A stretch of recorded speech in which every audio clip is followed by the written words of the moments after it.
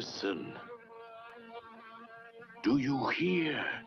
It's coming back, turning the screen into a buzzing, crawling, creeping nightmare of terror.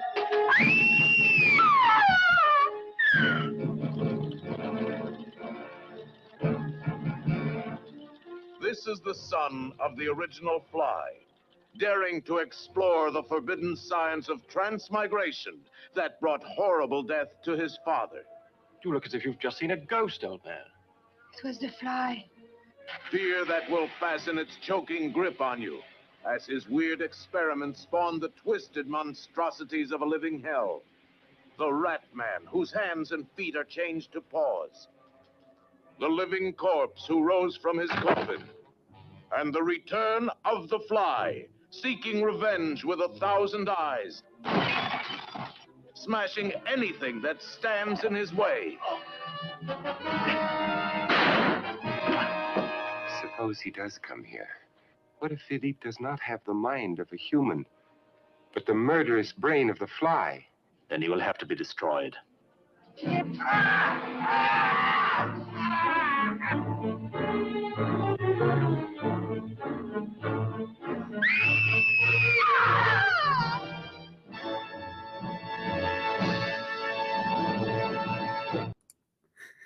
Well, good morning, everybody. Welcome to day 15 of 31 Days of Monsters. I am your horrible host, Graham Nolan. And today we're talking about that masterpiece of art in the horror genre, Return of the Fly. This is a direct sequel to the classic, The Fly, which came out the year before. The producers basically wrote this script to make use of the set pieces from the original Fly. Obviously, that was shot in color.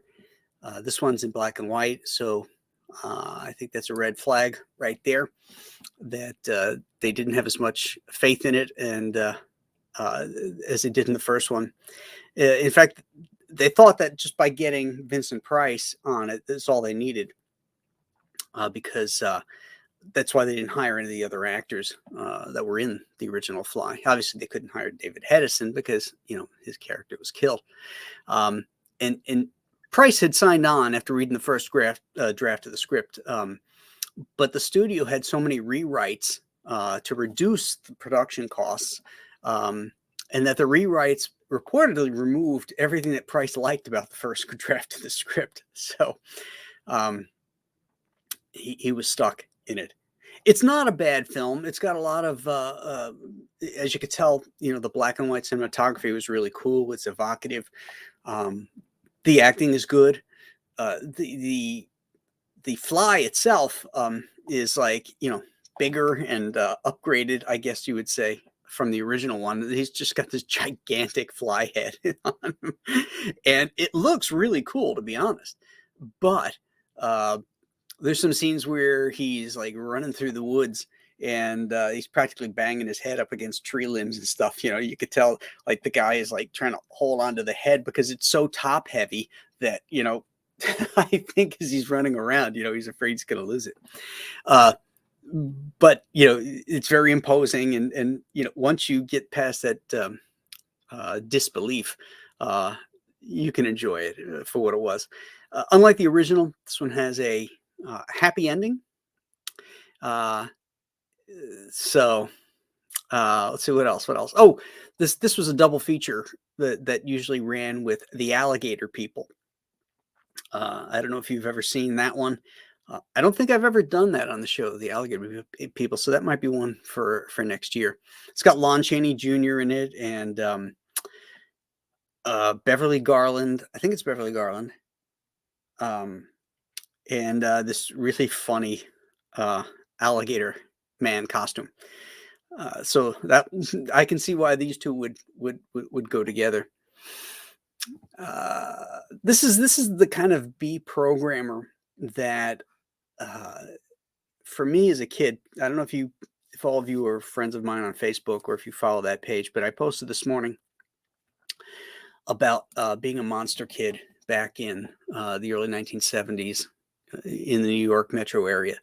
And there was a channel channel WOR, Channel 9 out of New York City, that had a thing called the Thriller Theater, that they showed monster movies, classics, B movies like this every day, Monday through Friday. So every school day at 4:30 in the afternoon. So all of us kids would come home from school, hurriedly, get through our homework so that we could watch Thriller Theater. And what was cool about the fact that they could show it every 5 days a week is that they could do themes. So they could show all the Mummy movies in a week. So you got to see them all. Or in this case, the 3 Fly movies. There's a sequel to this, The Curse of the Fly. The Gamera films. I specifically remember seeing Gamera for the first time, and of course Godzilla too, on these type of channels. So this is the kind of movie that you would see on those things growing up as a kid. So fun stuff. It's not a bad movie. It's got Vincent Price, so how bad can it be? Let's see who's here today.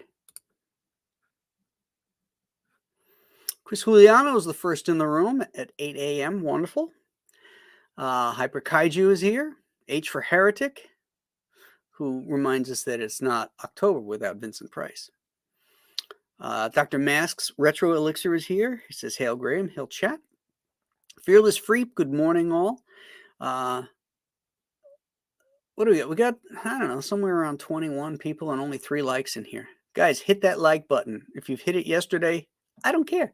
Hit it today. Everybody who ends up watching this after it's live, please, first thing you do before you start watching the shows, hit that like button or hit that subscribe button if you haven't subscribed to the channel. It helps with the algorithms. It gets more people into our shows, and it helps pay for the StreamYard to stream these things, which is not exactly cheap. Fearless Freep is here. He says, good morning. Rob Fellows. Let's see what Rob's quote is today. Put a guinea pig in the disintegrator cabinet, will you, Alan? Yeah, I read something about there's at one point he tells him to get a guinea pig and he ends up getting a lab rat, a white lab rat. And the scientist doesn't know the difference. Notice the difference. That's pretty funny. But that sequence where he does put that guy in there with the guinea pig freaked me out as a kid, because when you saw that in the trailer where he's sitting there in the chamber with the feet and the nose and everything, freaked me out. Really did. Now that I've seen it again as an adult, I kind of laugh, but when I look back on these things many years later, that I looked on fondly or I was scared by, and I look at it now from a different lens point. Many times the stuff holds up, many times it doesn't, and sometimes it's just that you have to put yourself into where you were at the time you saw it, and just allow it to unfold, and that kind of stuff is fun. Stippling Vaughn is here. He says, good morning. Black Ice is here. Marcus Kelligrew is busy posting his daily Romita romance cover. Excellent. American Comics is here. Hail Machet. JP Roca asks, what's good? The Normie Nerd, Vogan Club Webmaster, tells us to all grab our fly swatter. Yeah, that's what I'm talking about. Especially when he's outside, running around. You can tell that that damn thing is top heavy, and it's got to be hard for the actor to keep that thing balanced. Meanwhile, he's got that plastic arm and the plastic leg that he's dragging behind him. The Tampa Bay Buck himself, Dennis Shoemate, is here. Hello, Dennis. Cigar Gangster. Marcus Kelligrew remembers WOR. The Alligator People sounds like it's definitely set in Florida. I can't remember, Black Ice, if it is in Florida or if it's in the bayous of Louisiana. I want to say Louisiana.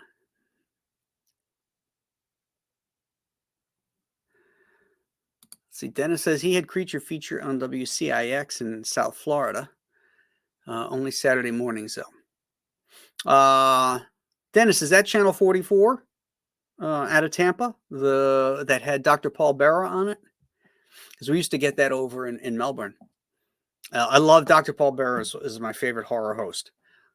He had this lopsided eye, and he always had these funny quips, and he had this voice. He thought this is Dr. Paul Bearer, and he had a cigarette in his mouth all the time, and he was really great. Cigar Gangster says, I remember a show called Chiller Theater where they showed similar movies. I used to get scared seeing the hand come out of the ground, snatching the letters of Chiller. Yeah, that was on WPIX, Channel 11 out of New York. In fact, I in my post, I attached the YouTube video of that opening, the claymation hand with 6 fingers. Toxic Dusk is here. Oh no, Dennis says that's Channel 6 in Miami. Okay. Yeah, it was the Channel 44 out of Tampa had Creature Features, which was on Saturday mornings. And Dr. Paul Bearer was the horror host. Yeah, Mets were on WOR and the Yanks were on PIX. And for extra credit, Marcus, what were the beers of the 2 ball teams? We'll wait.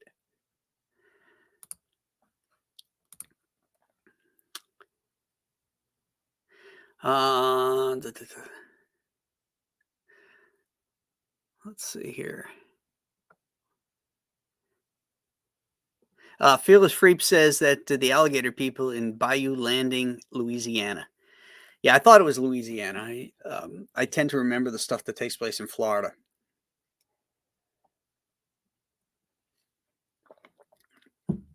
Because after we moved out of the New York area in 1974, when I was 12, we had moved to Florida. And I grew up there in my teen to young adult years. Okay. Let's see. Well, Marcus hasn't checked in with the beer question. I'll tell you the 2 beers. It was Rheingold and Ballantine. And you just got to tell me which one belonged to which team.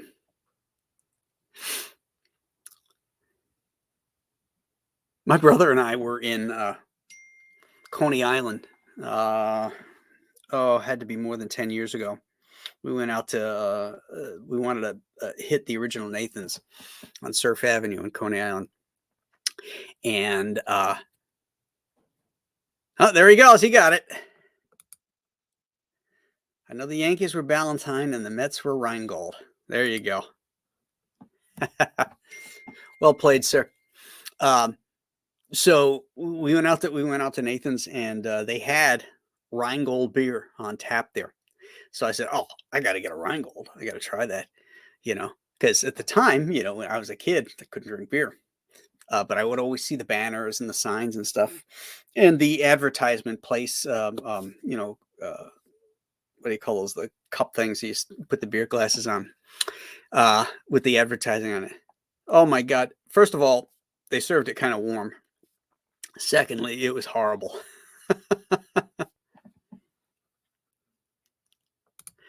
Oh, Cigar Gangster says later the Mets had Schaefer.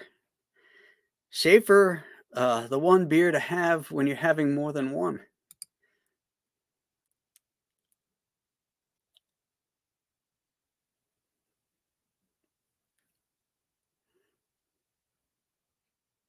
I'm pretty sure Ballantine is around. Dr. Mass wants to know, either one of those beers even around anymore. I'm pretty sure Ballantine is around. Because I know that they released an anniversary IPA, because Ballantine was the first American beer company to produce an IPA. And this was back in the 1800s. And some years ago, maybe 15 years ago, they had it on tap at a local bar here. So, I mean, at least that far back they had it. I don't know if they still have it.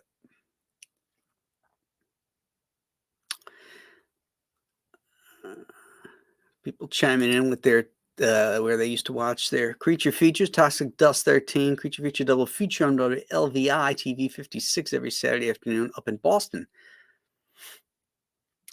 That was what was cool too about television. You had your local channels, and the channels had their local programming as well, and it made it very unique to your area. Now, just like everything, it's so freaking homogenized, you know, one flavor for everybody.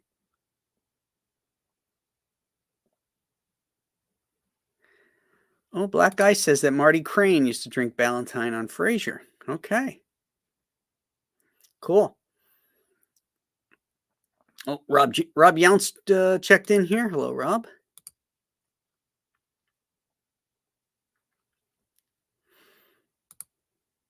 The ending of The Fly freaked me out as a kid. Oh, yeah. It freaked out everybody.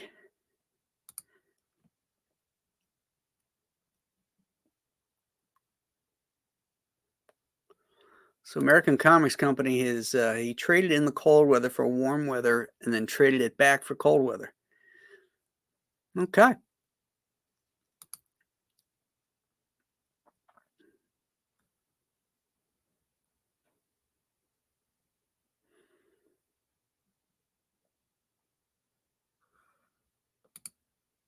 It was a Ballantine blast.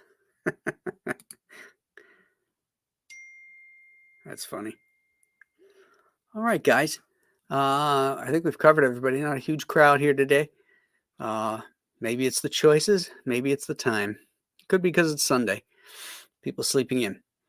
But anyway, I thank all of you that did show up this morning. It's always a pleasure interacting with everybody and having some fun discussing all these wonderful horror movies that I think still thrill us, even as adults. So tomorrow is our swap out. So remember, if you're going to do your homework today, it's not the seventh victim. I was not going to make you guys victims to have to watch that.